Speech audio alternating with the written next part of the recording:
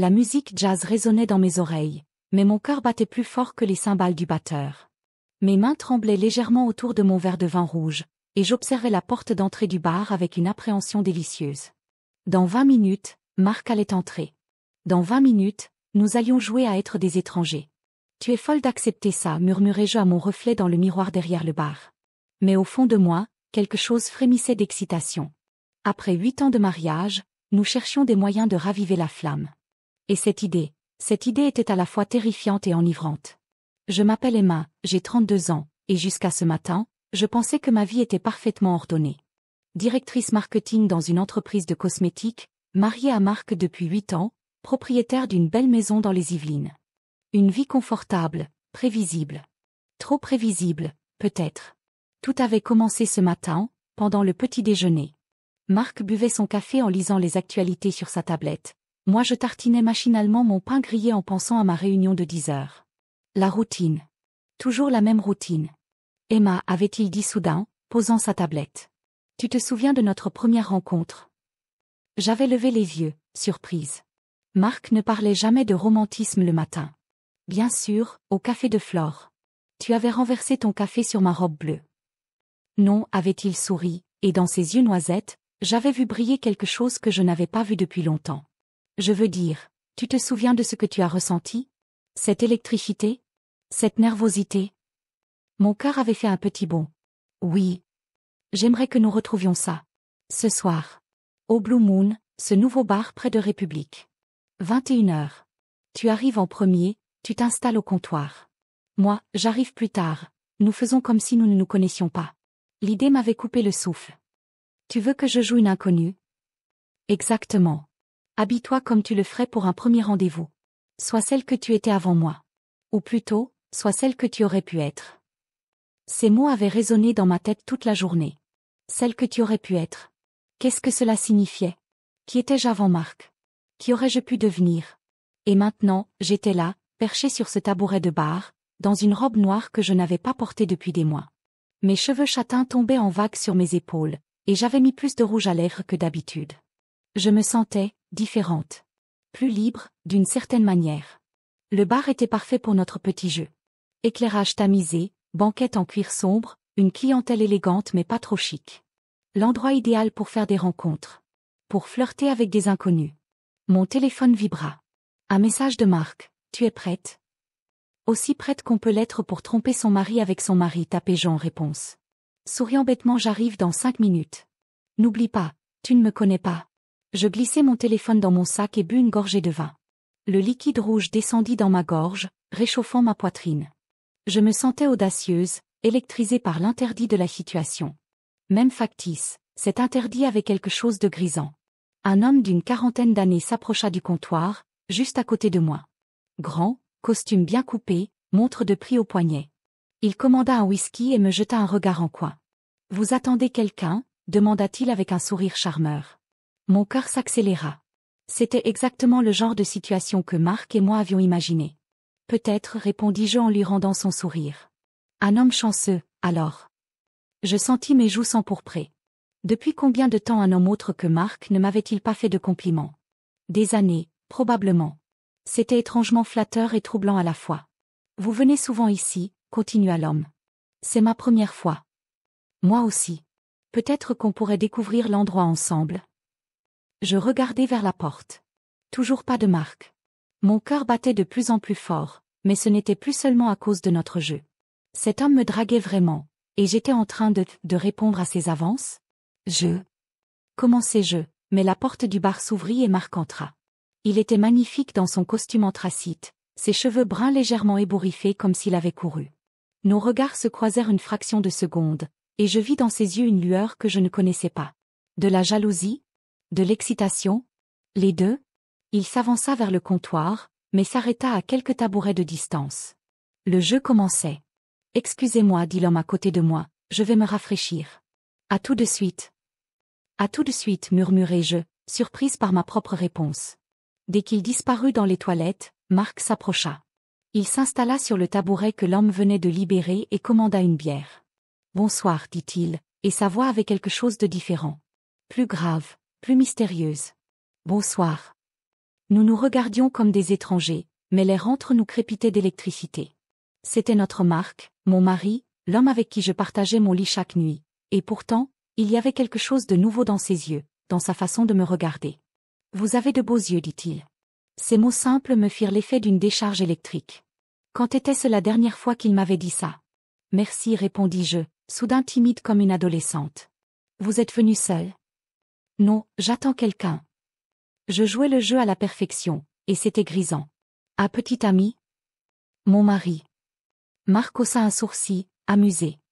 Il a de la chance. Vous trouvez? Une belle femme comme vous, seule dans un bar, c'est dangereux. Dangereux comment? Il se pencha vers moi, et son parfum m'enveloppa. Ce parfum que je connaissais par cœur, mais qui me semblait différent ce soir. Plus intense, plus séduisant. Dangereux parce qu'un homme pourrait avoir envie de vous voler à votre mari. Mon souffle se coupa. Cette phrase, prononcée par Marc, avait quelque chose d'incroyablement érotique. Nous étions en train de jouer avec le feu, et j'adorais ça. Et vous? Demandai-je, ma voix à peine plus forte qu'un murmure. Vous auriez envie de me voler? Ses yeux se plantèrent dans les miens. Plus que vous ne pouvez l'imaginer. Le temps s'arrêta. Nous étions mari et femme, mais à cet instant, nous étions aussi deux inconnus en train de flirter dangereusement. Mon cœur battait si fort que j'avais peur qu'il l'entende. Et si on allait prendre l'air, proposa-t-il. J'hésitai une seconde. Dans notre jeu, j'étais censé refuser, n'est-ce pas? Une femme mariée ne suit pas un inconnu dehors. Mais quelque chose en moi avait envie de pousser les limites. D'accord, murmurai-je. Marc laissa quelques billets sur le comptoir et nous nous dirigeâmes vers la sortie. L'homme en costume sortait justement des toilettes et me chercha du regard. Quand il me vit partir avec Marc, son expression se durcit légèrement, mais je détournai les yeux. Dehors, l'air frais de novembre me gifla le visage. Nous marchâmes en silence jusqu'à une petite place tranquille, éclairée seulement par quelques réverbères. Marc s'arrêta sous un arbre et se tourna vers moi. « Vous savez que c'est de la folie, dit-il. »« Quoi ? » ?»« De suivre un inconnu dehors. » J'eus un petit rire nerveux. Peut-être que j'aime les folies. Il s'approcha encore, si près que je pouvais sentir la chaleur de son corps. « Votre mari ne va pas s'inquiéter? » Mon mari. Je cherchais mes mots, perdu dans ce jeu étrange entre réalité et fiction. Mon mari ne me connaît plus vraiment. Ces mots sortirent de ma bouche avant que je puisse les retenir. C'était à la fois du théâtre et une vérité douloureuse. Marc fronça légèrement les sourcils, comme s'il percevait la sincérité derrière ma phrase. « Et vous aimeriez qu'il vous connaisse à nouveau? » J'aimerais me connaître moi-même, d'abord. Cette fois, nous n'étions plus dans le jeu. Cette réponse venait du fond de mon cœur, et Marc le savait. Il tendit la main vers mon visage et caressa doucement ma joue. Ce geste familier me fit l'effet d'une première fois. « Et qui êtes-vous vraiment » murmura-t-il. « Je ne sais pas, avouai-je. C'est pour ça que je suis ici ce soir. » Nous restâmes ainsi quelques instants, suspendus entre notre identité réelle et nos personnages fictifs.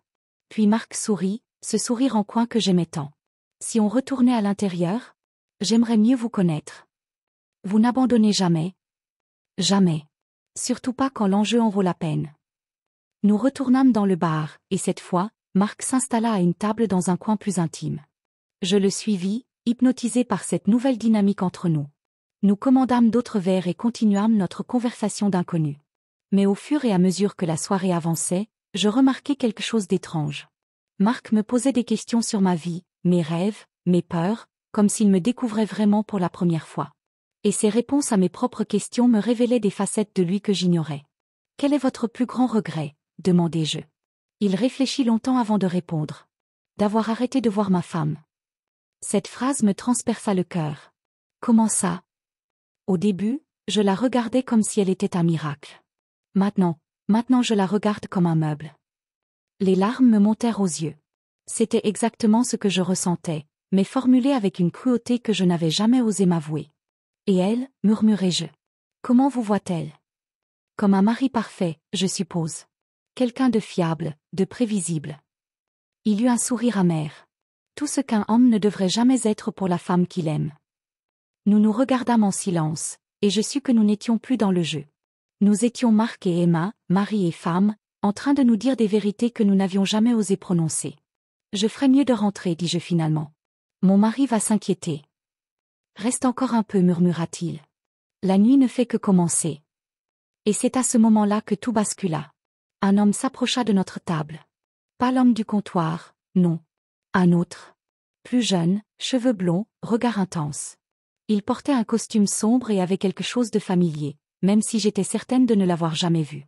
Il s'assit à notre table sans y être invité, et son sourire me glaça le sang. « Bonsoir, Emma, dit-il simplement. » Mon sang se figea dans mes veines. Cet homme me connaissait, mais moi, je n'avais aucune idée de qui il était. Ses yeux bleus me scrutaient avec une intensité dérangeante, comme s'il pouvait lire dans mon âme. Marc se raidit à côté de moi. Son visage avait perdu toute trace d'amusement, et je vis ses mâchoires se crisper. « Excusez-moi, vous êtes ?» L'inconnu ne quitta pas mon visage des yeux. « Un ami d'Emma. N'est-ce pas, Emma ?» Ma gorge était si serrée que je ne parvenais plus à déglutir. « Je ne crois pas qu'on se connaisse. » Il eut un petit rire qui me donna la chair de poule. « Bien sûr que si. Nous nous sommes rencontrés il y a 3 semaines.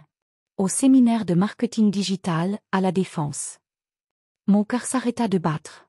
Le séminaire. 3 semaines plus tôt, j'avais effectivement assisté à une conférence sur les nouvelles stratégies numériques. Mais je ne me souvenais pas de cet homme. Comment était-ce possible? Vous vous trompez de personne, dis-je d'une voix que j'espérais ferme, mais qui tremblait légèrement. Emma Moreau, directrice marketing chez Lumière Cosmétique. Mariée à Marc Moreau, architecte. Il marqua une pause, savourant visiblement mon trouble. Vous habitez au 15 rue des Tilleuls, à Saint-Germain-en-Laye. Votre voiture est une Audi A3 gris métallisé, immatriculée BX 457 RT. Le monde basculait autour de moi. Comment ce parfait inconnu connaissait-il tous ces détails sur ma vie? Marc posa sa main sur la mienne, un geste protecteur qui me fit réaliser à quel point j'étais en train de paniquer. Écoutez, je ne sais pas qui vous êtes ni ce que vous voulez, mais vous allez nous laisser tranquilles, dit Marc d'un ton qui ne souffrait aucune discussion. L'homme se tourna enfin vers lui, et son sourire s'élargit. Marc Moreau. Votre agence d'architecture traverse une période difficile, n'est-ce pas? Le projet Schneider vous a échappé le mois dernier. Dommage. Cette fois, ce fut Marc qui blêmit. Le projet Schneider était confidentiel. Même moi, je ne connaissais pas tous les détails de cette affaire qui avait tant contrarié Marc ces dernières semaines. Qui êtes-vous? Articula-t-il, la voix rauque. Quelqu'un qui s'intéresse à vous deux. Beaucoup. Il se pencha vers moi, et son parfum vune eau de toilette épicée que je ne reconnaissais pas m'envahit les narines. Surtout à Emma. Je sentais mes mains trembler. Cette situation dépassait complètement notre petit jeu de rôle. Nous étions face à quelque chose de bien plus inquiétant. « Qu'est-ce que vous voulez ?» demandai-je dans un souffle. « Pour l'instant, simplement faire connaissance. Je m'appelle Julien Savatier. » Il tendit la main vers moi, mais je ne la pris pas. « Vous ne vous souvenez vraiment pas de moi, Emma ?» Je fouillais désespérément dans ma mémoire. Savatier, ce nom ne me disait rien du tout. Et pourtant, quelque chose dans ses traits me semblait vaguement familier, comme un visage entrevu dans un rêve. « Non, répondis-je fermement. C'est dommage. Parce que moi, je me souviens très bien de vous. De votre façon de rejeter vos cheveux en arrière quand vous réfléchissez. De cette petite ride qui se forme entre vos sourcils quand vous vous concentrez. De votre parfum. Chanel numéro 5, n'est-ce pas? J'avais envie de vomir. Cet homme m'avait observé. Il connaissait des détails intimes sur moi, des gestes que seuls les gens très proches remarquent. Comment était-ce possible? Marc se leva brusquement. Ça suffit. Emma, on s'en va. Mais Julien leva une main apaisante. Attendez. Je ne suis pas là pour vous faire du mal. Au contraire. Il sortit son téléphone et le posa sur la table, écran vers le haut. Je pense avoir quelque chose qui pourrait vous intéresser. Sur l'écran, il y avait une photo. Une photo de moi, prise à mon insu, sortant de l'immeuble de mon entreprise. Je portais mon tailleur beige, celui que j'avais mis mardi dernier. La photo datait donc de moins d'une semaine. Vous me suivez? Ma voix était montée dans les aigus malgré moi. Je vous observe, corrigea Julien. Comme j'observe beaucoup de gens intéressants. Et vous, Emma, vous êtes très intéressante. Vous êtes malade, cracha Marc. On va appeler la police. Avec quel motif? Je n'ai rien fait d'illégal. Nous sommes dans un lieu public, nous discutons calmement. Julien fit défiler d'autres photos sur son téléphone. Moi à la boulangerie. Moi dans ma voiture. Moi, chez moi, dans mon jardin. Mon sang ne fit qu'un tour. Comment avez-vous pris cette photo? Notre jardin est privé. Il y a tellement de façons d'observer quelqu'un sans être vu, de nos jours. Les téléobjectifs, les drones, la technologie est merveilleuse, vous ne trouvez pas? J'avais l'impression de tomber dans un cauchemar réveillé. Cet homme était un stalker. En vrai. Et il était là, assis à notre table, à nous parler comme si de rien n'était. Qu'est-ce que vous voulez? Répéta Marc, sa voix tremblant de colère contenue. Rien d'extraordinaire. Simplement passer du temps avec Emma. Apprendre à la connaître. Découvrir qui elle est vraiment. Ses yeux se plantèrent dans les miens. Parce que voyez-vous, j'ai l'impression qu'Emma ne se connaît pas elle-même. Pas vraiment. Ces mots firent écho à ma propre confession de tout à l'heure. Comment pouvait-il savoir? Avait-il entendu notre conversation? Vous nous écoutiez, demandai-je, horrifié. Disons que j'ai de bonnes oreilles. Et que vous parliez assez fort. Il sourit, et ce sourire me donna envie de fuir en courant.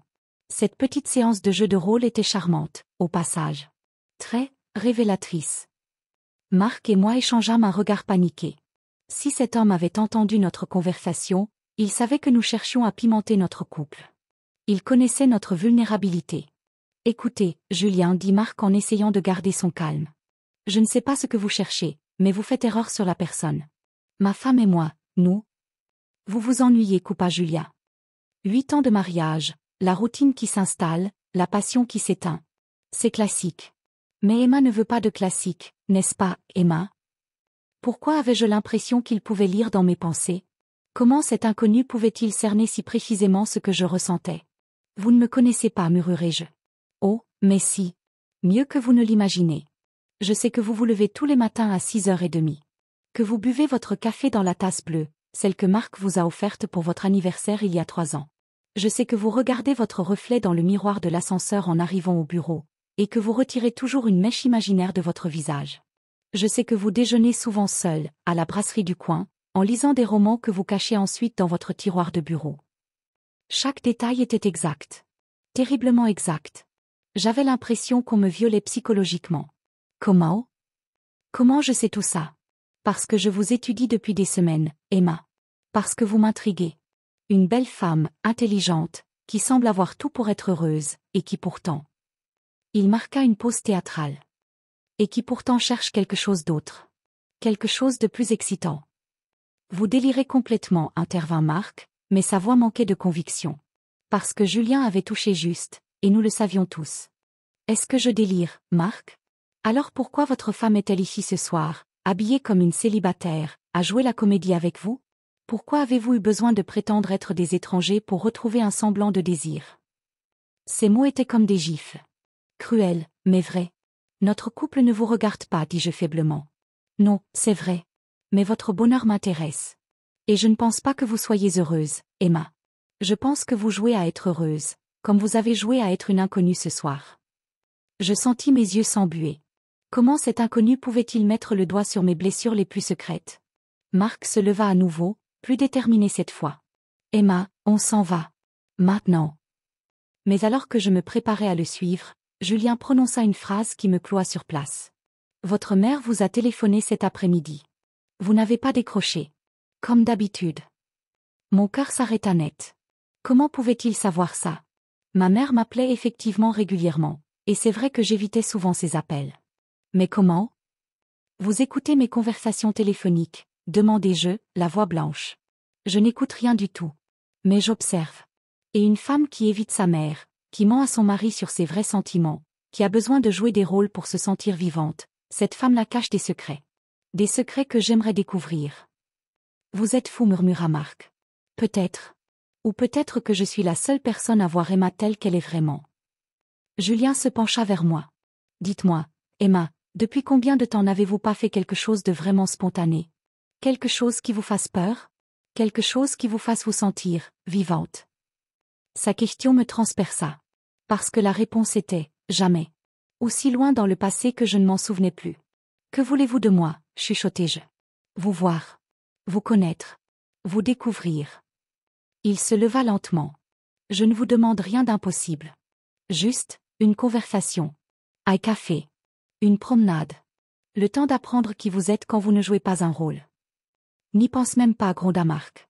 Mais quelque chose en moi hésitait. Et cette hésitation me terrifiait plus que tout le reste. Julien sortit une carte de visite de sa poche et la posa devant moi. Mon numéro. Réfléchissez Y, Emma. Et quand vous en aurez assez de faire semblant d'être heureuse, appelez-moi.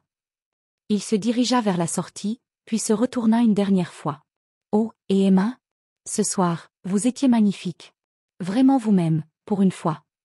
Puis il disparut dans la nuit, nous laissant seuls avec nos questions et cette carte de visite qui semblait brûler la table. Marc me prit par les épaules. Emma, regarde-moi. Tu ne vas pas appeler ce malade, dis-moi que tu ne vas pas appeler ce malade.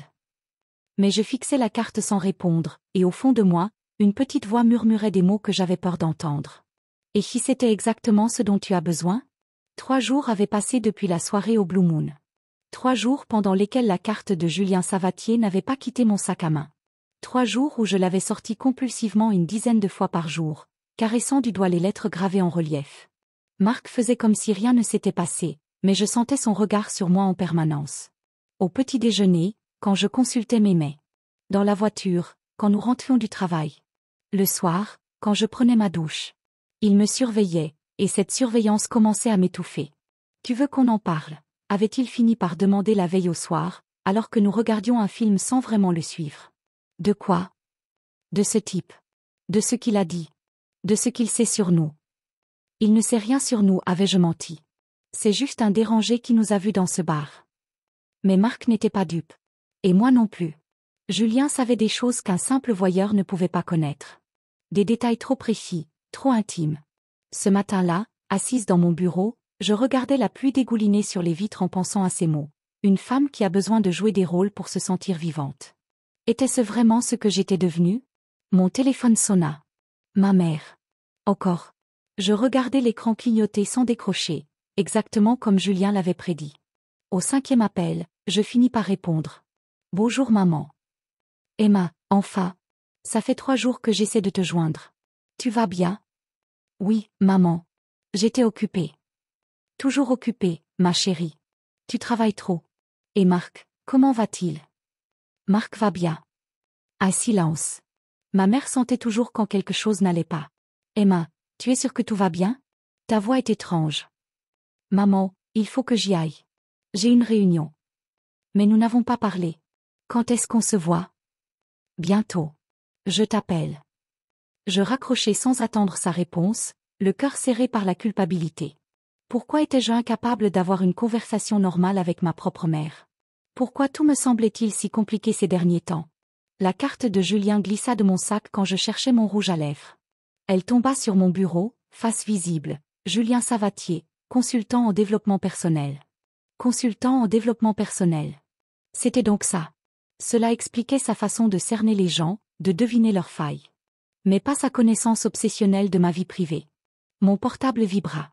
Un SMS d'un numéro inconnu. Bonjour Emma. J'espère que vous allez bien. J'aimerais m'excuser pour l'autre soir. J'ai été un peu direct. Accepteriez-vous de prendre un café? Juste pour discuter. Sans pression. Julia. Mon cœur fit un bond dans ma poitrine. Il avait mon numéro de téléphone. Évidemment qu'il avait mon numéro. Il semblait tout savoir sur moi. Je regardais le message pendant plusieurs minutes, les mains tremblantes. La chose raisonnable à faire était de le bloquer et d'oublier cette histoire. Mais quelque chose m'en empêchait. Cette curiosité malsaine qui me rongeait depuis 3 jours. Qui était vraiment cet homme? Que me voulait-il exactement? Je tapais plusieurs réponses que j'effaçais aussitôt. Finalement, j'écrivis. Comment avez-vous eu mon numéro? La réponse arriva dans la minute. Vous l'aviez inscrit sur la feuille d'émargement du séminaire. J'ai bonne mémoire. Le séminaire. Encore cette histoire de séminaire dont je ne me souvenais pas. Pourtant, j'avais effectivement donné mon numéro ce jour-là, au cas où les organisateurs auraient besoin de me recontacter. Je ne me souviens pas de vous. Moi si. Vous portiez un tailleur bleu marine et des escarpins noirs. Vous vous êtes assise au 3e rang, côté gauche. Vous avez posé une question sur l'intelligence artificielle dans le marketing. Mon sang se glaça. Ces détails étaient exacts. Comment pouvait-il se souvenir avec une telle précision d'une inconnue croisée dans une conférence? Pourquoi vous souvenez-vous si bien de moi? Parce que vous m'avez marqué. Votre question était intelligente, mais ce n'était pas ça. C'était votre façon de regarder par la fenêtre pendant que l'orateur parlait. Comme si vous étiez ailleurs. Comme si vous cherchiez une échappatoire. Ces mots me coupèrent le souffle. Il avait vu juste, encore une fois. Ce jour-là, j'avais effectivement eu du mal à me concentrer. J'avais passé la moitié de la conférence à contempler les immeubles de la Défense en pensant que ma vie ressemblait à ces tours, droite, fonctionnelle, mais terriblement froide. Un café ne vous engagera à rien, continua-t-il. Juste deux personnes qui discutent. Vous pouvez partir quand vous voulez. Je fixais l'écran, le cœur battant. Marc me faisait confiance. Marc pensait que j'étais une épouse fidèle, prévisible, incapable de le tromper. Et techniquement, prendre un café avec un inconnu, ce n'était pas tromper. C'était juste, satisfaire sa curiosité. Où et quand? J'envoyais le message avant de pouvoir changer d'avis. Demain, 18 heures. Café de la Paix, place de l'Opéra. Je porterai une écharpe grise. Comment vous reconnaîtrez-je? Tapai-je par automatisme, puis je réalisai l'absurdité de ma question. Il me connaissait mieux que moi-même. Ne vous inquiétez pas pour sa clin d'œil. Je refermai mon téléphone, les mains tremblantes. Qu'est-ce que je venais de faire? J'avais rendez-vous avec un homme qui me traquait depuis des semaines. Un homme qui connaissait mon emploi du temps, mes habitudes, mes faiblesses. Et pourtant, au lieu de me sentir terrifiée, je me sentais vivante. Électrisée par l'interdit. Le reste de la journée passa dans une sorte de brouillard. Je travaillais machinalement, en pensant à demain soir. Qu'allais-je dire à Marc? Comment allais-je justifier ce retard? En rentrant à la maison, je trouvai Marc dans la cuisine, en train de préparer le dîner. Il me sourit, et ce sourire me serra le cœur. Comment pouvais-je lui mentir avec une telle facilité? Bonne journée, demanda-t-il en m'embrassant sur la joue.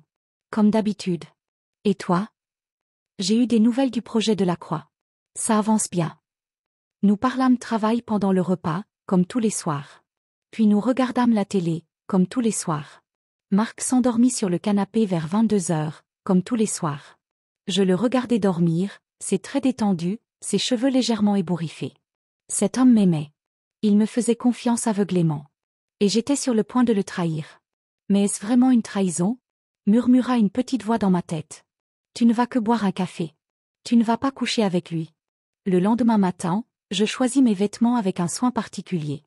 Rien d'aguicheur, mais quelque chose qui me mettait en valeur. Un pull noir près du corps, un jean sombre, des bottines à talons. J'hésitais sur le maquillage, puis optai pour quelque chose de discret mais soigné. Tu es belle ce matin, dit Marc en me voyant descendre pour le petit déjeuner. Merci, répondis-je, rouge de culpabilité. La journée me parut interminable. Je regardais l'horloge de mon bureau toutes les 10 minutes, partagée entre l'impatience et l'angoisse. À 15 heures, je prétextai un mal de tête pour partir plus tôt. Tu es sûr que ça va? S'inquiéta Marc au téléphone. Oui, juste fatigué. Je vais rentrer me reposer. Mensonge numéro 1. Au lieu de rentrer, je me dirigeai vers l'opéra. À 17h30, j'étais installé dans le Café de la Paix, les mains moites, le cœur battant. L'endroit était bondé, anonyme, parfait pour un rendez-vous discret. À 18h pile, je le vis entrer. Écharpe grise, comme promis, mais j'aurais pu le reconnaître entre mille. Il balaya la salle du regard, m'aperçut instantanément et se dirigea vers ma table avec ce sourire troublant que je commençais à connaître. Emma. Vous êtes venue. J'ai dit que je viendrais. Il s'assit en face de moi et commanda un café. Merci de me donner cette chance. Chance de quoi? De vous expliquer. De me racheter pour l'autre soir. Nous restâmes silencieux quelques instants, nous jaugeant mutuellement. Il était encore plus séduisant qu'il ne m'avait semblé dans le bar. Très fin, regard intense, quelque chose de magnétique dans sa présence. Alors, finis-je par dire. Expliquez-vous. Vous voulez que je sois honnête? Ce serait un début. Il sourit. Je vous observe depuis 6 semaines. Pas 3, comme je l'ai dit l'autre soir. 6. Mon estomac se noie. Pourquoi? Parce que vous m'intriguez. Au séminaire, pendant que tous les autres participants prenaient religieusement des notes, vous rêviez. Vos yeux étaient ailleurs, votre esprit aussi. J'ai eu envie de savoir où vous alliez, dans ces moments-là. Vous aviez le droit de me suivre dans la rue pour ça? Non, reconnut-il. Je n'en avais pas le droit. C'était mal. Mais, je n'arrivais pas à vous sortir de la tête. Ces mots produisirent sur moi un effet inattendu. Depuis combien de temps personne ne m'avait-il dit que j'étais inoubliable? Qu'est-ce que vous voulez de moi, exactement? Vous connaître. La vraie Emma. Pas celle qui joue la parfaite épouse, la directrice marketing accomplie. Celle qui regarde par la fenêtre en rêvant d'autre chose. Et si cette Emma-là n'existait pas? Si ce que vous voyez, c'était tout ce qu'il y a? Alors vous ne seriez pas ici. Il avait raison, et nous le savions tous les deux. Parlez-moi de votre mari, dit-il soudain. Pourquoi? Parce que je veux comprendre pourquoi une femme comme vous a besoin de jouer aux étrangers avec son mari pour retrouver du désir. La question était brutale, directe. Marc est quelqu'un de bien. Un bon mari. Mais il n'y a pas de mais. Emma, nous sommes entre adultes. Vous pouvez me dire la vérité. Je regardais mon café en tournant ma cuillère. Marc, prévisible. Gentil, attentionné, mais prévisible. Notre vie ensemble, confortable. Ennuyeuse. Je n'ai pas dit ça. Vous n'avez pas besoin de le dire. Vos yeux le disent pour vous. Un silence s'installa. Julien avait ce don pour voir à travers moi, pour mettre le doigt sur ce que je n'osais pas m'avouer. Et vous, demandai-je pour changer de sujet. Vous êtes marié? J'étais. Elle m'a quitté il y a 2 ans. Pourquoi? Elle disait que j'étais trop intense. Que j'en demandais trop. Il me regarda droit dans les yeux. Elle avait sans doute raison. Cette confession créa une intimité soudaine entre nous. Nous étions tous les deux des écorchés, chacun à notre façon. Qu'est-ce que vous faites, exactement, comme travail? Je aide les gens à découvrir qui ils sont vraiment. À briser les chaînes qu'ils se sont eux-mêmes imposées. En les traquant? Il eut un sourire embarrassé. Ce n'était pas très professionnel, je l'admets. Mais parfois, il faut sortir du cadre pour aider quelqu'un. Et vous pensez m'aider? Je pense que vous vous aidez déjà. En étant ici ce soir, vous faites quelque chose d'imprévu. Quelque chose qui vous appartient. Il sortit son téléphone et me montra une photo. Moi, ce matin même, sortant de chez moi. Vous continuez à me surveiller, m'indignai-je. Je voulais être sûr que vous viendriez. Et aussi. Il marqua une pause. Je voulais voir comment vous vous habilleriez pour notre rendez-vous. Ce n'est pas un rendez-vous. Vraiment? Alors comment appelez-vous ça? Je ne trouvais pas de réponse. Parce qu'au fond de moi, c'était exactement ce que c'était. Mon premier rendez-vous depuis 8 ans avec un autre homme que mon mari. Je dois y aller, dis-je soudain, paniqué par cette prise de conscience. Déjà? Marc m'attend. Julien posa sa main sur la mienne, et ce contact me brûla la peau. Emma, attendez. Quoi? Vous sentez-vous vivante, en ce moment? La question me coupa le souffle. Parce que la réponse était oui. Terriblement oui. Je ne sais pas. Moi, je le sais. Vos joues sont rosées, vos yeux brillent, vos mains tremblent légèrement. Vous êtes électrique. Il caressa doucement ma main avec son pouce. Quand avez-vous ressenti ça pour la dernière fois? Je retirai ma main brusquement. Je dois vraiment y aller. Je me levai, pris mon sac, posai un billet sur la table. Emma.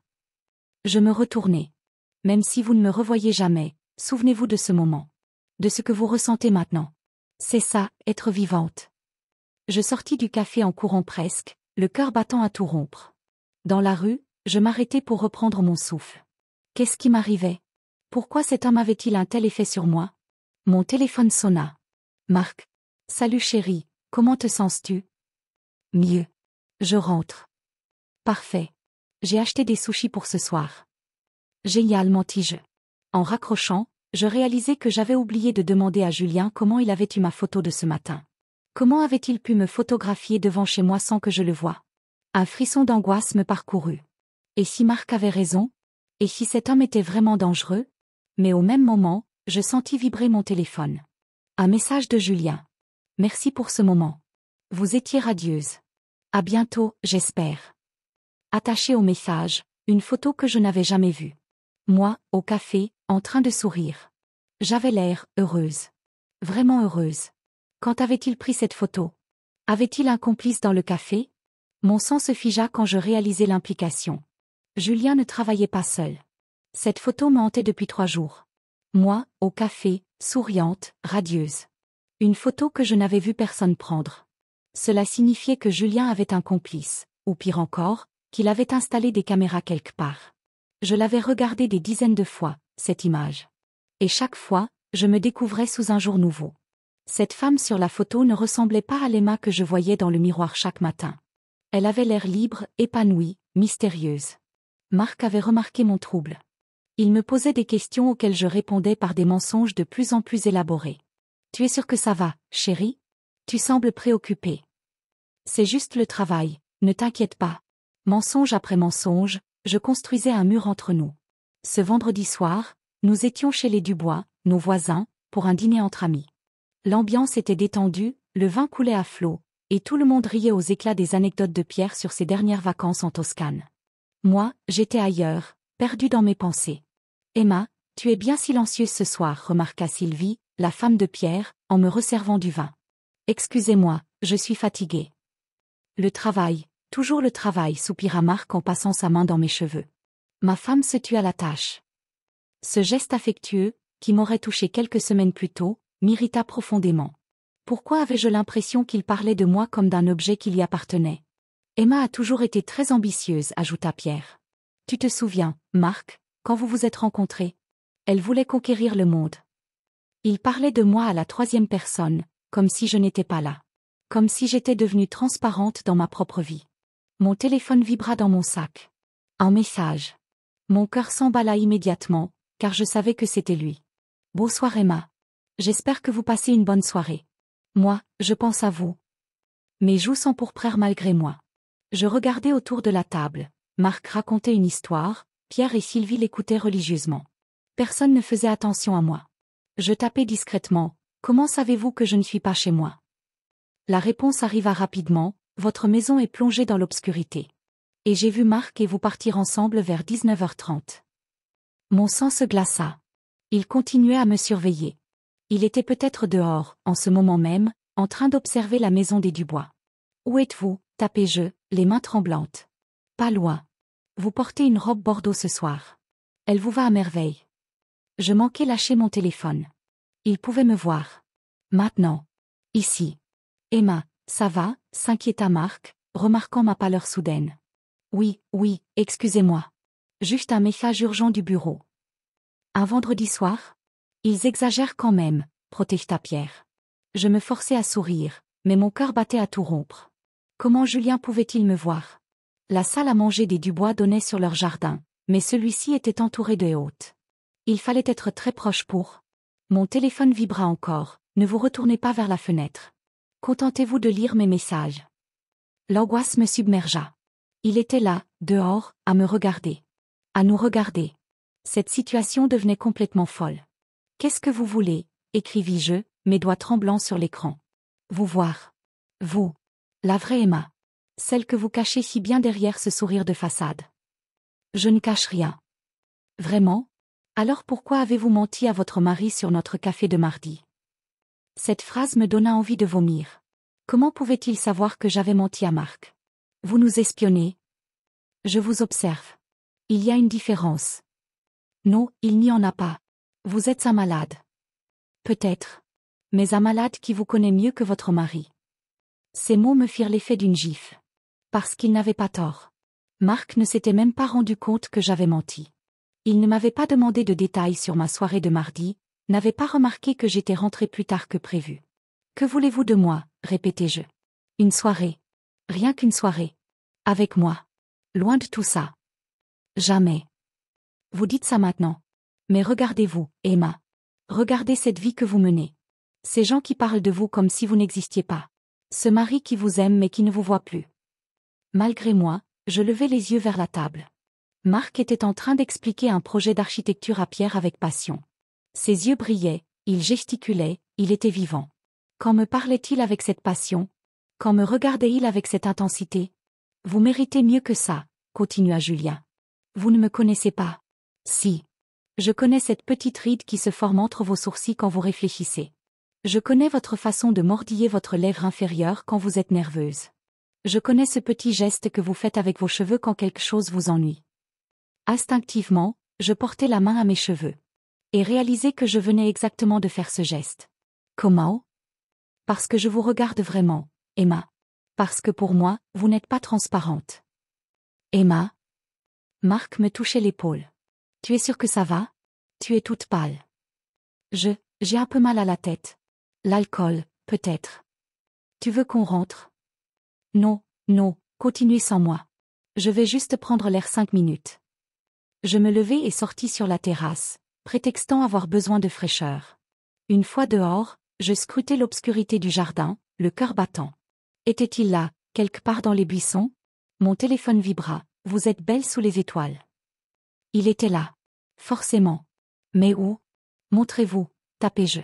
Pas ce soir. Trop de témoins. Qu'est-ce que vous voulez vraiment? Dimanche. 15h Parc Monceau. Près du bassin. Venez seul. Et si je refuse? Vous ne refuserez pas. Comment pouvez-vous en être si sûr? Parce que vous êtes en train d'étouffer, Emma. Et que je suis votre seul échappatoire. Je fixai l'écran, le souffle coupé. Comment osait-il? Comment pouvait-il prétendre me connaître si bien? Mais au fond de moi, une petite voix me chuchotait qu'il n'avait pas tort. Emma? La voix de Marc me fit sursauter. Il apparut sur la terrasse, l'air inquiet. Qu'est-ce que tu fais dehors? Tu vas attraper froid. Je glissai rapidement mon téléphone dans ma poche. Je prends l'air. La fumée des cigarettes de Pierre me donnait mal à la tête. Tu veux qu'on rentre? Oui. Je suis fatiguée. Nous prîmes congé des Dubois et rentrâmes à la maison. Dans la voiture, Marc me prit la main. Emma, il faut qu'on parle. Mon cœur s'arrêta. De quoi? De nous. De ce qui se passe en ce moment. Il ne se passe rien. Si. Tu es distante, préoccupée. Tu ne me parles plus vraiment. Et ce soir, au dîner, j'ai eu l'impression que tu n'étais pas là.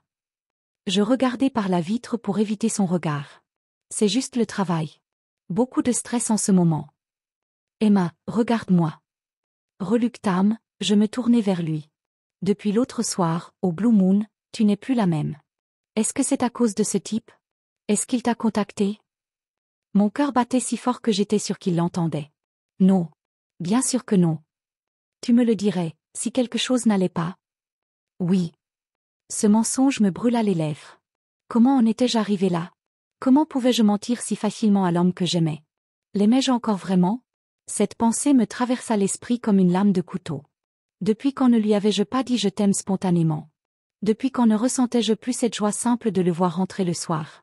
Une fois à la maison, Marc proposa de regarder un film, mais je prétextai la fatigue pour monter me coucher. Allongé dans notre lit, je fixai le plafond en pensant aux mots de Julien. Vous êtes en train d'étouffer, Emma. Avait-il raison? Cette vie que j'avais construite avec Marc, cette routine bien huilée, cette sécurité, était-ce vraiment ce que je voulais? Le lendemain matin, Marc partit faire du jogging comme tous les samedis. J'en profitai pour prendre une longue douche et réfléchir. Demain, Julien m'attendait au parc Monceau. Allais-je y aller? La réponse logique était non. Cet homme me traquait, m'espionnait, violait mon intimité. C'était dangereux, malsain, destructeur. Mais quand je me regardai dans le miroir de la salle de bain, je vis cette femme terne, prévisible, invisible. Cette femme qui n'existait que par rapport aux autres, l'épouse de Marc, la directrice marketing de Lumière Cosmétique, la fille de ses parents. Qui était Emma, vraiment? En dehors de tous ces rôles? Mon téléphone sonna. Un numéro inconnu. Allô? Emma? C'est maman. J'appelle du téléphone de ta tante Claire, le mien est cassé. Bonjour maman. Ma chérie, il faut qu'on parle. Je m'inquiète pour toi. Tout va bien, maman. Non, tout ne va pas bien. Je le sens dans ta voix. Tu es malheureuse. Ces mots simples me firent monter les larmes aux yeux. Ma mère, que j'évitais depuis des semaines, avait perçu en quelques secondes ce que Marc n'arrivait pas à voir. Maman. Viens me voir cet après-midi. S'il te plaît. Nous devons parler, toutes les deux. Je regardai par la fenêtre. Marc revenait de son footing, en sueur, souriant. Il avait l'air heureux, insouciant. Il ne se doutait de rien. D'accord. Je viens vers 15h. Parfait. Et Emma?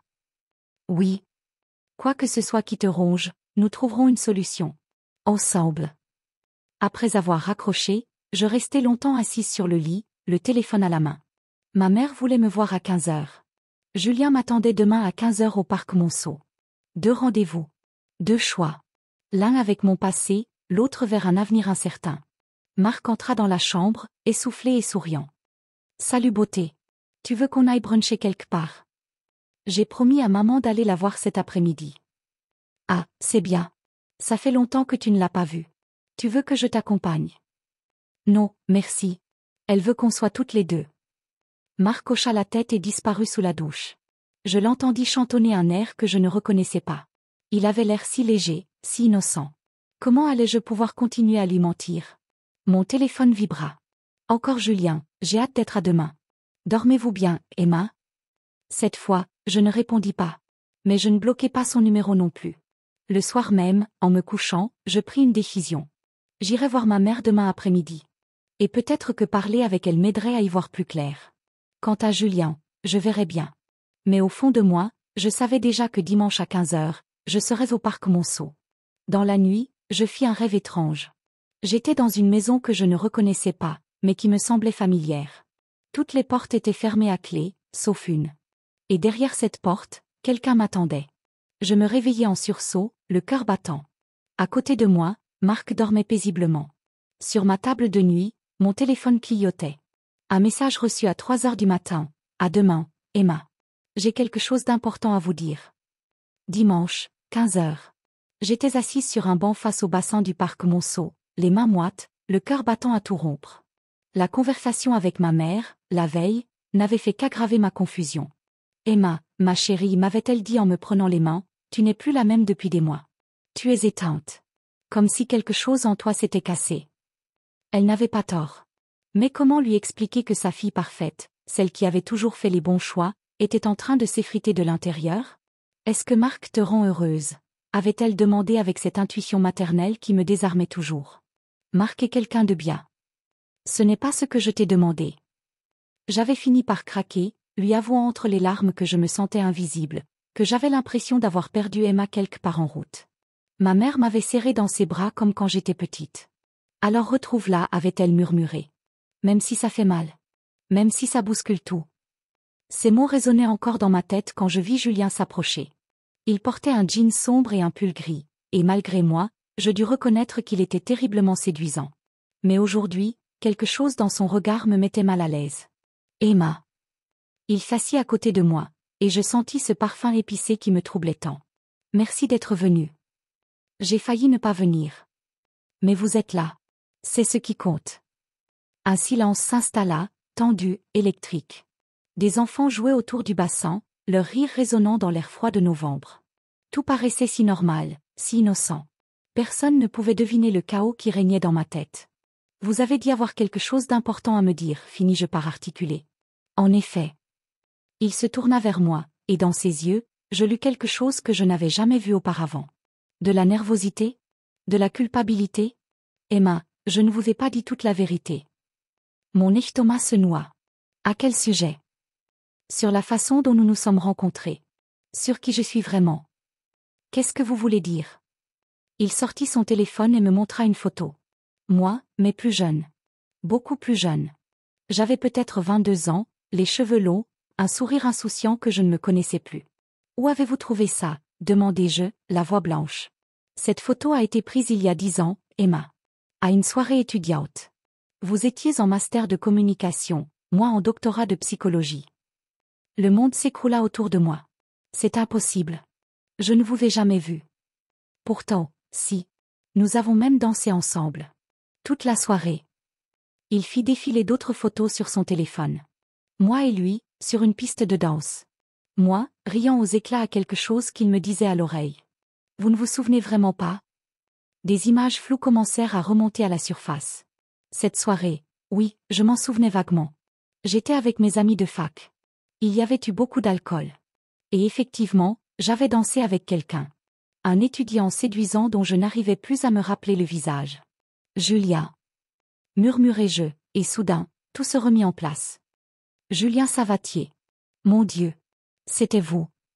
Il sourit, mais ce sourire était empreint d'une tristesse que je ne lui connaissais pas. Vous m'aviez donné votre numéro ce soir-là. Vous m'aviez dit qu'on devrait se revoir. Mais je ne vous ai jamais rappelé. Non. Moi, si. Plusieurs fois. Vous ne répondiez jamais. Mon cœur se serra. Ces dernières années de fac avaient été chaotiques pour moi. J'enchaînais les stages, les petits boulots, les examens. J'avais changé de numéro 2 fois à cause de problèmes avec mon opérateur. Combien d'appels avais-je ratés? Combien d'opportunités avais-je laissé passer? Je ne savais pas. Je suis désolée. Vous n'avez pas à être désolée. C'était il y a 10 ans. Mais Emma. Il prit mes mains dans les siennes. Cette nuit-là, avec vous, ça a été la plus belle soirée de ma vie. Ces mots me coupèrent le souffle. Julia. Laissez-moi finir. Le lendemain, j'étais fou de vous. J'avais l'impression d'avoir rencontré la femme de ma vie. Et puis, Plus rien. Le silence.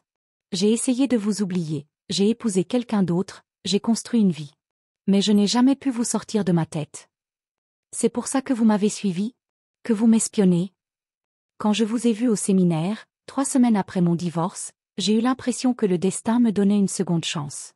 Vous étiez encore plus belle qu'à 22 ans, mais vous aviez l'air si triste, si perdue.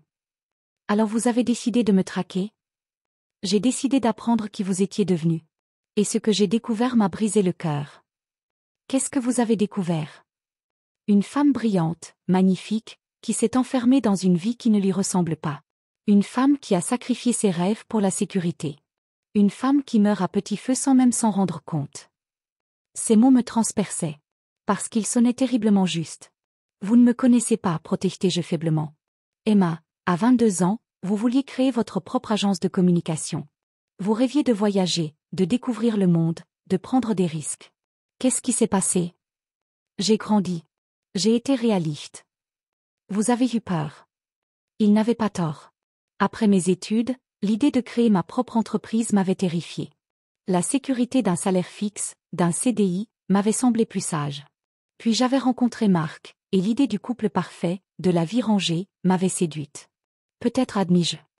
Mais c'était mon choix. Vraiment? Ou est-ce que c'était le choix le plus facile? Je ne répondis pas, car je connaissais déjà la réponse. Emma, regardez-moi. Il leva mon menton pour que nos yeux se rencontrent. Cette femme que j'ai connue il y a 10 ans, elle existe encore. Je l'ai vue l'autre soir, au Blue Moon. Je l'ai vue au café, mardi dernier. Elle est là, enfouie sous toutes ces années de compromis et de renoncement. Et alors? Qu'est-ce que vous voulez que j'y fasse? Que vous la laissiez sortir. Comment? Venez avec moi. Ces 3 mots me firent l'effet d'un coup de massue. Quoi? Venez avec moi. Ce soir. Une nuit. Rien qu'une nuit loin de tout ça. Loin de Marc, de votre travail, de cette vie qui vous étouffe. Vous êtes fou. Peut-être. Mais vous êtes en train de mourir. Et moi, je ne peux pas laisser faire ça. Il sortit une clé de sa poche. J'ai loué une chambre dans un petit hôtel en Normandie. Vue sur la mer, silence absolu. Un endroit où vous pourrez vous retrouver. Julien, je suis mariée. Je sais. Et je ne vous demande rien d'autre qu'une nuit de liberté. Une nuit où vous ne serez ni l'épouse de Marc, ni la directrice de Lumière Cosmétique. Juste Emma. Mon cœur battait si fort que j'avais peur qu'il explose. Cette proposition était folle, dangereuse, destructrice. Et pourtant, qu'est-ce qui se passerait ensuite? Je ne sais pas. Peut-être que vous rentrerez chez vous demain en ayant réalisé que votre vie vous convient parfaitement. Peut-être que vous déciderez de changer des choses. Ou peut-être. Il marqua une pause. Peut-être que vous découvrirez que nous étions faits l'un pour l'autre, il y a 10 ans, et que c'est toujours le cas. Des larmes me montèrent aux yeux. Julien, je ne peux pas. Je ne peux pas faire ça à Marc. Et à vous? Qu'est-ce que vous vous faites à vous, Emma? Depuis combien de temps ne vous êtes-vous pas regardé dans un miroir en aimant ce que vous voyez? Depuis combien de temps n'avez-vous pas ressenti cette électricité qui vous traverse quand vous prenez un risque? Il avait raison. Depuis notre rencontre, je me sentais plus vivante que je ne l'avais été depuis des années. J'ai besoin de réfléchir. Bien sûr. Il se leva et posa la clé sur le banc, à côté de moi. L'hôtel s'appelle Les Mouettes. C'est à Étretat. Chambre 23. Si vous venez, je serai là à partir de 20h. Si vous ne venez pas, je comprendrai. Il s'éloigna de quelques pas, puis se retourna une dernière fois. Emma? Cette nuit-là, il y a 10 ans, juste avant que vous partiez avec vos amis, vous m'avez dit quelque chose. Vous vous en souvenez? Je fouillai dans ma mémoire embrumée par l'alcool et les années. Et soudain, les mots me revinrent, comme une gifle, j'aimerais être quelqu'un d'autre. Quelqu'un de plus courageuse. Vous vous en souvenez, dit-il en voyant mon expression. Alors, ce soir, soyez courageuse. Il disparut entre les arbres, me laissant seule avec cette clé et un choix impossible. De retour à la maison, je trouvai Marc dans le salon, en train de regarder un match de rugby. Il m'accueillit avec un sourire détendu. Alors, cette promenade? Bien. J'avais besoin d'air. Tu as l'air mieux. Tu as des couleurs. Si seulement tu savais pourquoi, pensai-je. Le reste de l'après-midi passa dans un brouillard. Je faisais semblant de lire, de regarder la télé, de participer aux conversations, mais mon esprit était ailleurs. À Étretat. Chambre 23. 20 heures. Vers 19 heures, Marc proposa de commander des pizzas pour le dîner. Qu'est-ce que tu en dis? Une soirée tranquille, tous les deux? Ces mots auraient dû me faire plaisir. Mais ils sonnaient comme un glas. Une soirée tranquille. Comme toutes les autres. Comme toutes celles à venir. En fait, dis-je, surprise de la fermeté de ma propre voix, j'ai promis à Sylvie de passer la voir ce soir. Elle a des problèmes avec Pierre. Le mensonge sortit de ma bouche avec une facilité déconcertante. Ce soir? Un dimanche soir. Elle était vraiment mal au téléphone. Je ne peux pas la laisser tomber. Marc frossa légèrement les sourcils. Tu veux que je t'accompagne? Non, merci. C'est des histoires de femmes. Il hocha la tête, un peu déçu mais résigné. D'accord. Tu rentres tard. Je ne sais pas encore. Ne m'attends pas. Ces derniers mots résonnèrent étrangement dans le salon. Comme un au revoir définitif.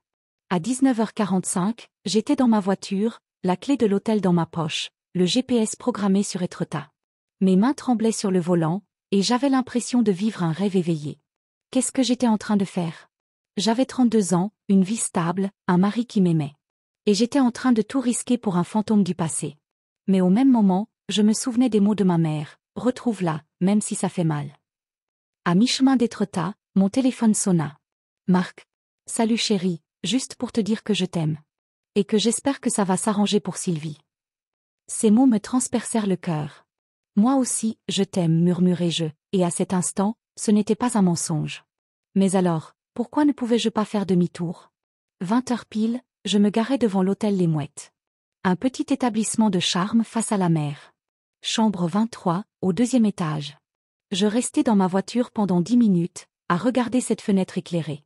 Derrière cette vitre, Julien m'attendait. Derrière moi, ma vie d'avant. Finalement, je sortis de la voiture et montai l'escalier. Je frappai à la porte de la chambre 23. Julien ouvrit, et son sourire illumina tout son visage. Emma. Vous êtes venue. Je suis venue. Il s'écarta pour me laisser entrer. La chambre était simple mais élégante, avec une grande baille vitrée donnant sur la mer. Des bougies étaient allumées un peu partout, créant une atmosphère feutrée. C'est magnifique, murmurai-je. Comme vous. Nous restâmes là, debout, à nous regarder. 10 ans de séparation, 3 semaines de jeu de cache-cache, et maintenant nous étions là, tous les deux, dans cette chambre où tout pouvait basculer. Emma, dit-il doucement, je veux que vous sachiez une chose. Quoi qu'il se passe cette nuit, vous n'aurez rien à regretter. C'est votre choix. C'est votre moment. Il s'approcha de moi, lentement, et posa ses mains sur mes joues. Dites-moi ce que vous voulez. Je regardais ses yeux, ses lèvres, ce visage que j'avais oublié pendant 10 ans et qui me semblait maintenant si familier. Dehors, la mer murmurait des promesses d'infini. Je veux. Commençai-je, mais ma voix se brisa. Quoi? Je veux me souvenir de qui j'étais. Avant. Il sourit et se pencha vers moi. Nos lèvres se frôlèrent, tendrement, comme une question muette. Et c'est à ce moment précis que la porte de la chambre s'ouvrit à la volée. Marc se tenait sur le seuil, le visage livide, les poings serrés. Alors comme ça, dit-il d'une voix que je ne lui connaissais pas, Sylvie avait des problèmes. Le monde s'écroula autour de moi. Comment Marc pouvait-il être là? Comment avait-il su? Mais la réponse me vint quand je vis, derrière lui, une silhouette que je reconnaissais. L'homme du bar, celui qui m'avait dragué le premier soir. Il tenait un appareil photo dans les mains et arborait un sourire satisfait. Bonsoir Emma, dit-il. Permettez-moi de me présenter, David Moreau. Le frère de Marc. Le frère de Marc. Julien recula d'un pas, aussi choqué que moi. Qu'est-ce que... Oh, mais vous ne savez pas le meilleur, continua David, visiblement ravi de son effet. Tout ça, mon cher Julien, c'était un test. Un test orchestré par Marc pour savoir si sa petite femme parfaite était capable de le tromper. Je ne pouvais plus respirer. Marc, dis-moi que ce n'est pas vrai. Mais le regard de mon mari me confirma le pire. Tout était calculé. Le jeu de rôle au bar. La présence de David. Peut-être même ma rencontre avec Julien. Emma, dit Marc d'une voix tremblante, j'avais besoin de savoir. Savoir quoi, hurlai-je. Si tu m'aimais encore. Si tu étais capable de me trahir. Mais enfin, qu'est-ce qui vous prend tous, explosa Julien. Emma n'a rien fait de mal. À elle. Elle est dans une chambre d'hôtel avec un autre homme, coupa David. Les photos que je viens de prendre seront parfaites pour la procédure de divorce. Divorce, balbutiai-je. Marc me regardait avec une expression que je ne lui avais jamais vue. Un mélange de déception, de colère et de quelque chose de plus sombre. Tu as échoué au test, Emma. Tu as choisi de venir ici plutôt que de rester avec moi. Mais vous êtes tous fous, cria Julien. Marc, vous venez de détruire votre mariage avec votre propre paranoïa. Non, répliqua Marc, c'est Emma qui vient de le détruire. Je regardais ces trois hommes qui avaient orchestré ma chute, et soudain, une colère froide m'envahit. Vous avez raison, dis-je d'une voix calme. J'ai fait mon choix. Je me tournai vers Julien, pris son visage dans mes mains, et l'embrassai passionnément devant Marc et David. Quand nos lèvres se séparèrent, je regardai mon mari droit dans les yeux. Maintenant, tu as tes preuves. Marc partit sans un mot. David le suivit, non sans m'avoir lancé un dernier regard méprisant. Seul avec Julien, je m'écroulai sur le lit, submergé par l'émotion. Emma, murmura-t-il en s'asseyant à côté de moi, je suis désolé. Je ne savais pas. Comment aurais-tu pu savoir, sanglotai-je. Moi-même, je ne me doutais de rien. Qu'est-ce que tu vas faire maintenant? Je regardai par la fenêtre. La mer était noire, infinie, mystérieuse. Je ne sais pas, avouai-je. Pour la première fois de ma vie, je ne sais vraiment pas. Julien prit ma main. Tu n'es pas obligé de décider ce soir. Si. Parce que demain, il faudra que je rentre. Que j'affronte les conséquences. Que je... Mon téléphone vibra. Un message de Marc, les papiers du divorce seront chez l'avocat demain matin. Tu pourras récupérer tes affaires jeudi. Au revoir, Emma. Je montrai le message à Julien, qui devint livide. Mon Dieu, Emma. Je suis tellement désolée. Tout ça, c'est ma faute. Non, dis-je en séchant mes larmes. C'est la mienne. J'ai fait mes choix. Je me levai et me dirigeai vers la fenêtre. Dehors, la nuit était pleine de possibles. Julien. Oui. Cette nuit, il y a 10 ans, quand j'ai dit que j'aimerais être quelqu'un de plus courageuse. Oui. Je pense que le moment est venu.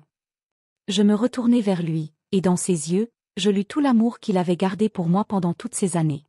Alors murmura-t-il, qui veux-tu être maintenant? Je veux être celle qui n'a plus peur de vivre.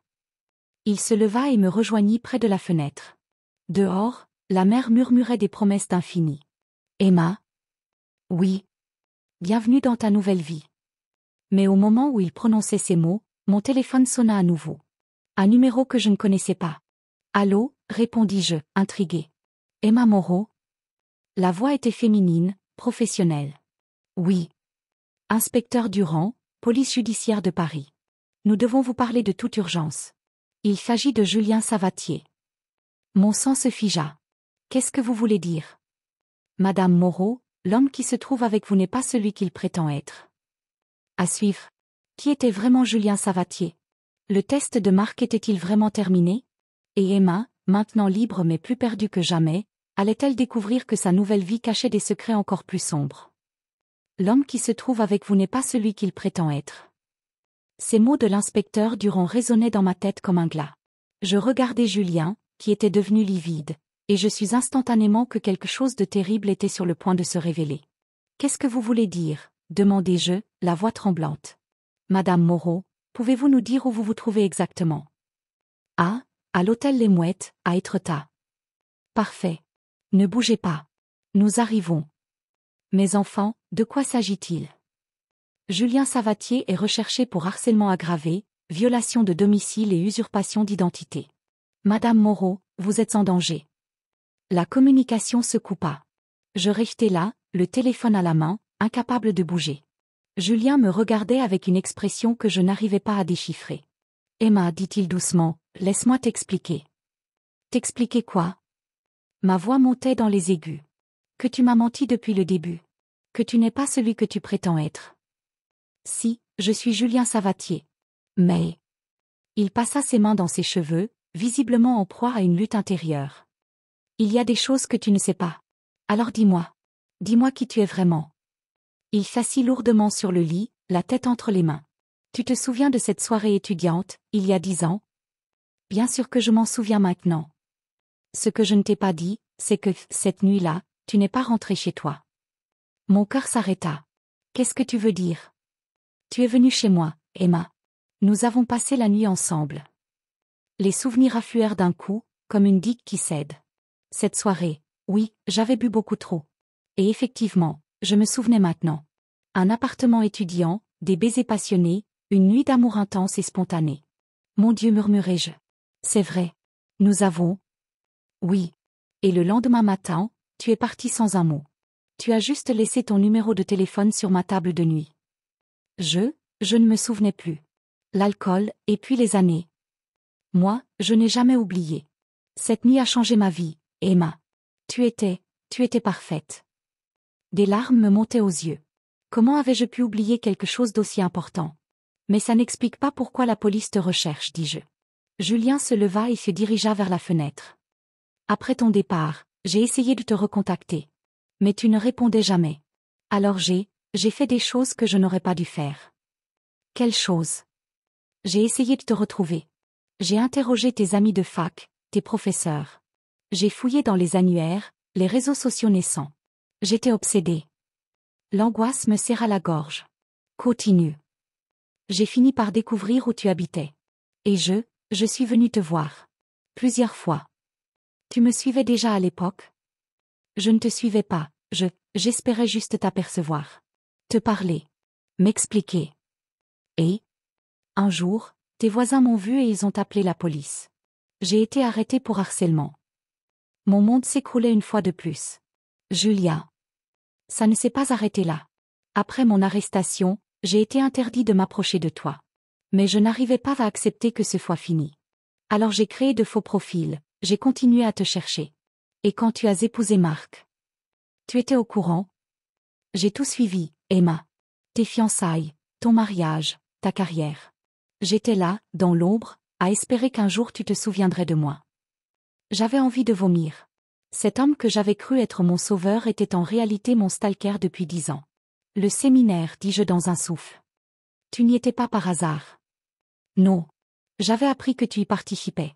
C'était ma chance de te revoir, de te parler sans que tu saches qui j'étais vraiment. Et le jeu de rôle avec Marc? Tu étais au courant? Julien me regarda avec une expression étrange. Emma, Marc et moi, nous nous connaissons. Quoi? Il y a 6 mois, il est venu me voir. Il avait découvert que quelqu'un s'intéressait de très près à sa femme. Quelqu'un qui connaissait des détails intimes sur votre vie de couple. Je ne comprenais plus rien. Comment Marc t'a-t-il trouvé? Il a engagé un détective privé. Qui a remonté jusqu'à moi. Julien s'assit en face de moi. Marc savait tout, Emma. Mes antécédents, mon obsession pour toi, ma surveillance constante.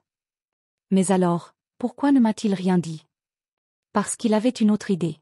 Il voulait te tester. Me tester comment? Il voulait savoir si tu étais capable de le tromper. Si, confronté à ton passé, tu choisirais de rester avec lui ou de partir. Et toi, tu as accepté? Marc m'a proposé un marché. Si j'arrivais à te séduire, à te faire quitter ton mariage, il ne porterait pas plainte contre moi pour harcèlement. Mais si tu choisissais de rester avec lui, il te livrerait à la police. Exactement. Je me levai d'un bond, furieuse. Vous êtes tous les deux complètement malades. Vous avez joué avec ma vie comme si j'étais un pion. Emma, ce n'était pas prévu que ça se passe comme ça. Ah non? Et c'était prévu comment? Marc pensait que tu résisterais. Que tu me repousserais dès notre première rencontre au bar. Il était convaincu que tu étais incapable de le trahir. Mais moi, j'ai fait l'inverse. Oui. Et maintenant, Marc a sa preuve que tu ne l'aimes plus. Et moi? Il eut un sourire amer. Moi, j'ai perdu le pari. C'est pour ça que la police arrive. Marc a dû les appeler dès qu'il nous a vus nous embrasser. Je m'effondrai sur une chaise, submergée par l'ampleur de la manipulation dont j'avais été victime. 2 hommes avaient décidé de mon sort sans me demander mon avis. L'un par amour possessif, l'autre par obsession maladive. Julien, dis-je d'une voix blanche, est-ce que tu m'aimes vraiment, ou est-ce que tu es juste obsédé par le souvenir d'une nuit vieille de 10 ans? Il me regarda longuement avant de répondre. Honnêtement, je ne sais plus. Au début, c'était de l'obsession, c'est vrai. Mais ces dernières semaines, en te côtoyant, en te découvrant tel que tu es aujourd'hui, je crois que c'est devenu autre chose. Quoi? De l'amour. Du vrai. Comment peux-tu aimer quelqu'un que tu espionnes? Parce que t'espionner m'a permis de te connaître vraiment. Tes habitudes, tes peurs, tes rêves. Je sais que tu bois ton café dans la tasse bleue parce qu'elle te rappelle ta grand-mère. Je sais que tu évites ta mère parce que vous vous ressemblez trop et que ça te fait peur. Je sais que tu rêves encore de créer ta propre agence mais que tu n'oses pas. Chaque phrase me transperçait. Comment pouvait-il me connaître si bien? Mais tout ça, c'est de la surveillance, Julien. Pas de l'amour. Peut-être. Mais Emma, quand je t'ai vue au Blue Moon, quand j'ai vu cette tristesse dans tes yeux, j'ai eu envie de te sauver. Pas de te posséder. De te sauver. En détruisant mon mariage. Ton mariage était déjà détruit. Marc et toi, vous ne vous voyez plus. Vous coexistez, c'est tout. Il n'avait pas tort, mais ça ne changeait rien à la gravité de ses actes. Des sirènes retentirent au loin, se rapprochant rapidement. Ils arrivent, murmura Julien. Qu'est-ce qui va se passer? Je vais être arrêté. Jugé. Probablement condamné à de la prison ferme. Et moi? Toi, tu vas rentrer chez toi. Enfin, chez Marc. Même si vous divorcez, tu retrouveras ta vie d'avant. Ma vie d'avant n'existe plus. Tu l'as détruite. Non, Emma. Je t'ai libérée. Les sirènes s'arrêtèrent devant l'hôtel. Des bruits de pas dans l'escalier. Des voix autoritaires. Police. Ouvrez. Julien me regarda une dernière fois. Emma, quoi qu'il arrive, souviens-toi d'une chose. Cette nuit, il y a 10 ans, tu étais la plus belle chose qui me soit jamais arrivée. Et ces dernières semaines avec toi, même à distance, ont été les plus belles de ma vie. Julia. Et cette Emma que tu cherches, celle qui n'a plus peur de vivre? Elle existe. Je l'ai vue. Elle est magnifique. La porte s'ouvrit brutalement. 3 policiers entrèrent, armes au poing. Julien Savatier, vous êtes en état d'arrestation. Julien se laissa menotter sans résistance. Avant qu'il l'emmène, il se tourna vers moi une dernière fois. Emma? Oui. Pardon. Ils l'emmenèrent. Je restai seule dans cette chambre d'hôtel, entourée de bougies qui se consumaient lentement. L'inspecteur Durand, une femme d'une 50aine d'années aux cheveux grisonnants, s'assit en face de moi. Madame Moreau, nous avons besoin de votre témoignage. Je ne sais même pas par où commencer. Commencez par le début. Quand avez-vous rencontré monsieur Savatier? Je lui racontai tout. Le bar, le café, les messages, la surveillance. Plus je parlais, plus je prenais conscience de l'ampleur de ce qui m'était arrivé. Madame Moreau, dit finalement l'inspecteur, vous réalisez que vous avez été victime d'un harcèlement criminel. Oui. Et que votre mari était au courant? Il voulait me tester. L'inspecteur secoua la tête avec dégoût. Votre mari a mis votre sécurité en danger pour satisfaire sa paranoïa. C'est inacceptable. Qu'est-ce qui va arriver à Julien? Il sera jugé pour harcèlement aggravé, violation de domicile, usurpation d'identité. Il risque plusieurs années de prison. Je regardai par la fenêtre. Il était presque minuit. Dehors, la mer continuait son éternel va-et-vient, indifférente au chaos humain. Madame Moreau? Oui. Avez-vous un endroit où aller cette nuit? La question me frappa de plein fouet. Où pouvais-je aller? Marc ne voulait plus de moi. Ma mère était trop loin. Mes amis ne comprendraient pas. Je ne sais pas. L'inspecteur me tendit une carte. C'est un centre d'aide aux victimes. Ils peuvent vous héberger temporairement et vous accompagner juridiquement. Merci. 1 heure plus tard, j'étais seule dans ma voiture, sur le parking de l'hôtel. Julien était en garde à vue. Marc avait demandé le divorce. Ma vie d'avant n'existait plus. Mais étrangement, au lieu de me sentir désespérée, je me sentais libre. Pour la première fois depuis des années, personne ne m'attendait nulle part. Personne ne savait où j'étais. Personne n'avait d'attente sur ce que je devais faire. J'allumai le moteur et pris la direction de Paris. Mais arrivé à un carrefour, au lieu de tourner vers chez moi, je continuai tout droit. Vers l'inconnu. Mon téléphone sonna. Un numéro que je ne connaissais pas. Allô? Emma? C'est Claire, ta tante. Ta mère m'a donné ton numéro. Elle s'inquiète, tu n'as pas répondu à ses appels. Tante Claire. Ma voix se brisa. J'ai besoin d'aide. Qu'est-ce qui se passe, ma chérie? Ma vie vient d'exploser. Et je ne sais pas quoi faire. Viens chez moi. Maintenant. Nous parlerons. Tu habites toujours à Marseille? Oui. Prends l'autoroute, roule doucement, et viens. Tu seras chez moi demain matin. Tante Claire. Oui. Et si j'arrivais plus jamais à faire confiance à personne? Alors tu commenceras par te faire confiance à toi-même. C'est le plus important. Je raccrochai et programmai mon GPS sur Marseille. 8 heures de route. 8 heures pour réfléchir à ce qui venait de m'arriver. 8 heures pour décider qui je voulais être. En quittant la Normandie, je jetai un dernier regard vers l'hôtel Les Mouettes. Cette chambre où j'avais cru retrouver l'amour, et où j'avais découvert que ma vie entière n'était qu'un mensonge. Mais maintenant, pour la première fois depuis des années, j'avais le choix. Le choix d'être enfin moi-même. Mon téléphone vibra une dernière fois. Un message de Marc. Emma, nous devons parler. Ce qui s'est passé ce soir, ce n'était pas prévu comme ça. Rappelle-moi. Je regardai le message longuement, puis j'effaçai son numéro de mon répertoire. Certaines histoires méritent une fin. Et d'autres, un nouveau commencement. Fin. Emma avait cherché à retrouver qui elle était. Elle avait découvert qui étaient vraiment les hommes de sa vie. Maintenant, seule sur cette route vers l'inconnu, elle allait enfin pouvoir découvrir qui elle voulait devenir.